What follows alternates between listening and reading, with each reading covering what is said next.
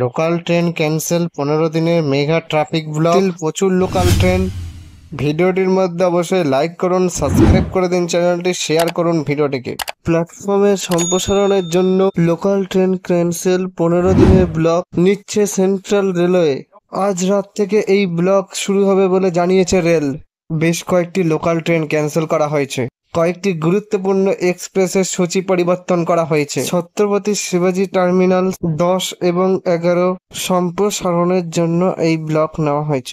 গত শুক্রবার রাত থেকে 1 জুন পর্যন্ত প্রতিদিন রাত 11টা থেকে ভোর 5টা পর্যন্ত ব্লক নেওয়া হবে।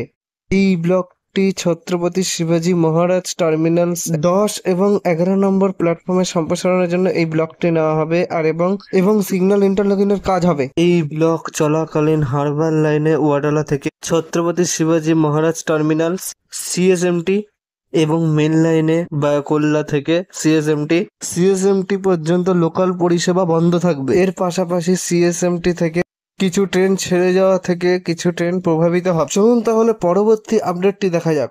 অনেক তো হলো বন্দে ভারত, এবার এলো নবে ভারত। তাহলে পুরো আপডেটটির সাথেই থাকুন, জেনে নিন। অবশ্য গত 50 বছরে ভারতীয় রেলে অত কাজবাজ হয়নি যা 10 বছরে হচ্ছে।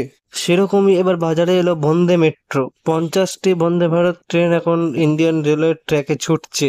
অমৃত ভারত এক্সপ্রেস 2টি ট্রেন মাত্র ট্র্যাকে চলা শুরু করেছে। এবারে বেরিয়ে এলো নবভারত এক্সপ্রেস ট্রেন। আর কবে থেকেই বা ট্র্যাকে ছুটবে চলুন জেনে নিন। 2031 সালে চলবে বলে জানা যাচ্ছে। নয়ডা বিমানবন্দর হয়ে চলবে বলে জানা যাচ্ছে। চলুন তাহলে পরবর্তী আপডেটটি দেখে নেওয়া যাক। গঙ্গার নিচে মেট্রোর পর আবার নয়া পালক জুটছে কলকাতা মেট্রোতে। চলুন জেনে নেওয়া। কলকাতা মেট্রো হলো কলকাতার সবচেয়ে প্রাচীনতম মেট্রো সার্ভিস।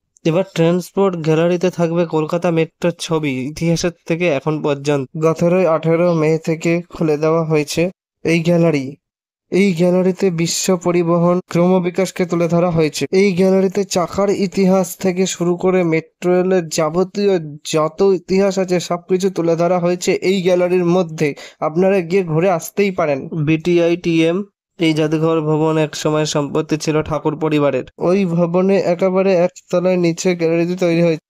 ওই জাদুঘরে ফুটিয়ে তোলা হয়েছে ভূগর্ভ স্তর বা স্টেশনের স্তর, কিংবা যেখান দিয়ে মেট্রো চলাচল করছে সেই স্তরটি ফুটিয়ে তোলা হয়েছে। আর আপনারা গেলে পরে অবশ্যই কমেন্টে জানাবেন নিচে।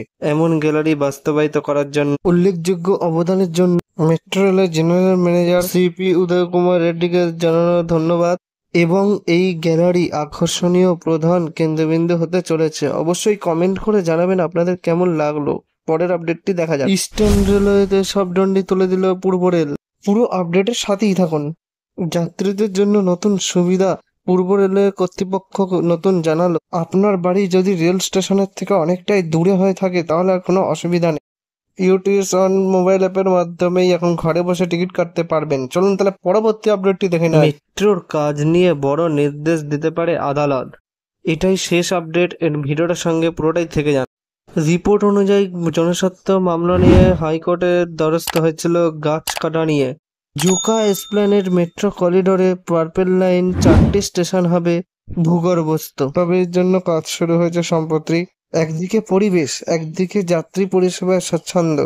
নবীনপুর থেকে এসপ্ল্যানেড মেট্রো স্টেশন পর্যন্ত ময়দানে কয়েকশো গাছ কাটা পড়বে বলে জানা গিয়েছিল।